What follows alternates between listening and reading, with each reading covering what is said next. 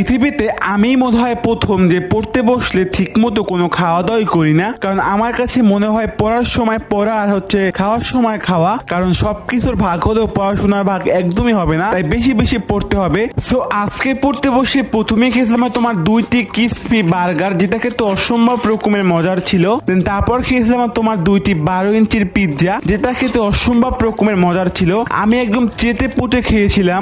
তারপর খেয়েছিলাম তোমার 1 গামলা গরুর পায়া, সাথে সাথে তোমার 14-15টা ঘিয়ে ভাজা পরোটা।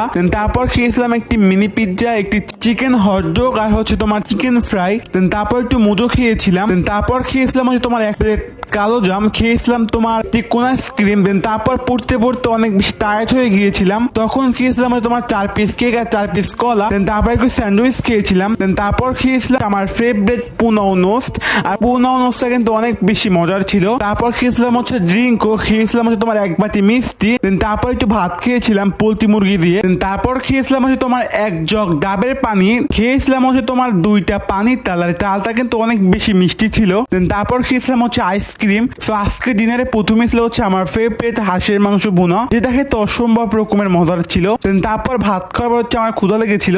তারপর খেয়েছিলাম তোমার রুটি। তো আজকে যেহেতু আর্জেন্টিনার খেলা ছিল, সেই জন্য আমার ছোট ভাই বাসায় গরুর মাংস দিয়ে খিচুড়ি বানিয়েছিল, তো ওইটাই খেয়েছিলাম। তো এই ছিল আজকের ভিডিও। Thanks for watching.